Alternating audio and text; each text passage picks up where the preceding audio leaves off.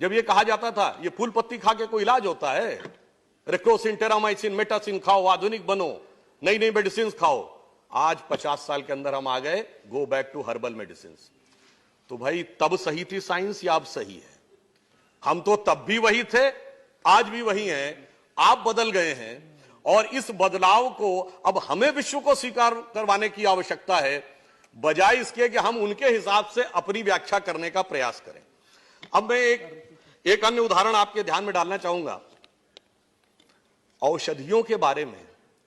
तो जैसा हमारे कई सम्मानित वक्ताओं ने बताया, बहुत से उदाहरण उपलब्ध हैं, चरक से लेके और धन्वंतरी जी तक। परंतु जिसको सबसे बड़ी उपलब्धि माना जाता है वेस्ट की, सर्जरी का जितना डिटेल्ड आयुर्वेद में उपलब्ध है, सुश्रुत संहिता में 180 चैप्टर हैं, 1100 डिजीजेज हैं, 121 इंस्ट्रूमेंट्स हैं, 650 मेडिसिन हैं, जिनमें एनिमल, प्लांट और केमिकल सारे सोर्सेस से हैं, और 300 से ऊपर प्रोसीजर्स हैं। और इतना ही नहीं, शायद कुछ लोगों को सुनने में अटपटा लगे, परंतु हड़प्पा सिविलाइजेशन, जिसे आज हम सिंधु सारस्वत सभ्यता कहते हैं, उसके एक्सकेवेशन में सर जॉन मार्शल ने, जो ब्रिटिश टाइम में आर्कियोलॉजिकल सर्वे ऑफ इंडिया के चीफ थे, उन्होंने अपनी बुक जिसमें उन्होंने तक्षशिला के एक्सकेवेशन का जिक्र किया है, पेज नंबर 210 पे उन्होंने लिखा है कि surgical instruments of Harappa civilization second millennium से अवेलेबल है।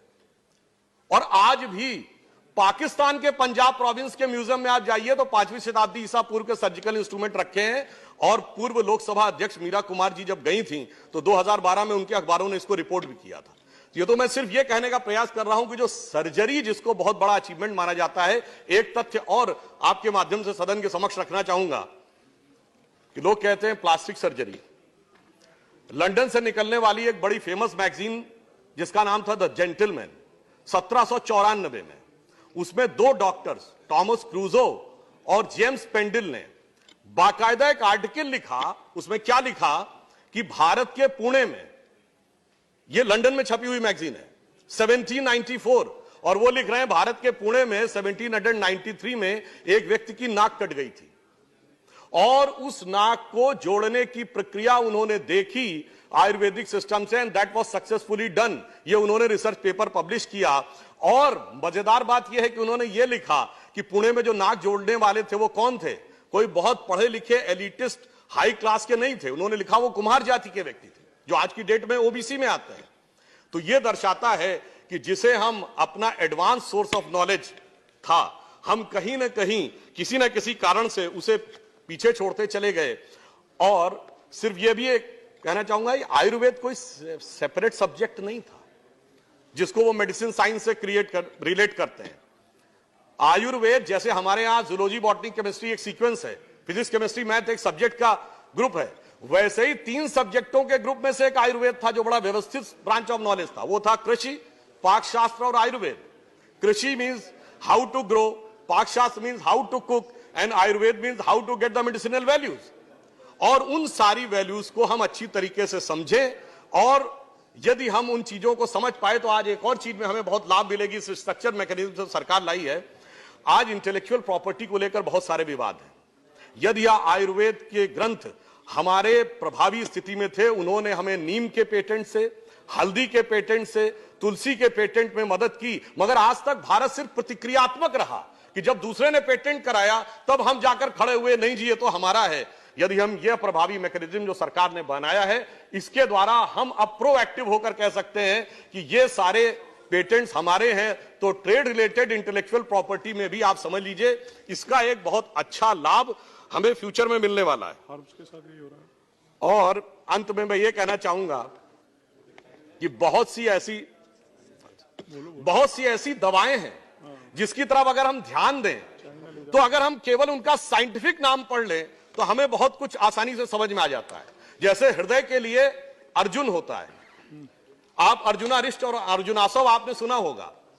यदि आपने केवल उसकी बोतल देख ली हो तो उसकी बोतल पे उसका साइंटिफिक नाम क्या लिखा है? टर्मिनेलिया अर्जुना। वो हार्ट के लिए प्रूवन है, and the name is Terminalia arjuna. तो ये अपने आप में इस बात को दर्शाता है कि जो हम कह रहे थे, अब छोटी सी बात, कॉमन भाषा में तुलसी के लिए होली बेसिल शब्द प्रयोग होता है। अब होली शब्द तो अंग्रेजी ने दिया है ना, हमने तो नहीं दिया है। फिर भी कहीं ना कहीं यह स्वीकारोक्ति है कि इसके अंदर कुछ महत्वपूर्ण चीज है। उदाहरण के लिए जिन जिन वनस्पतियों को हमारे यहां स्वास्थ्य की दृष्टि से और पूजा की दृष्टि से भी महत्वपूर्ण माना गया, पीपल का वृक्ष, पीपल के वृक्ष को होली फिग कहते हैं, मगर उसका साइंटिफिक नाम क्या है?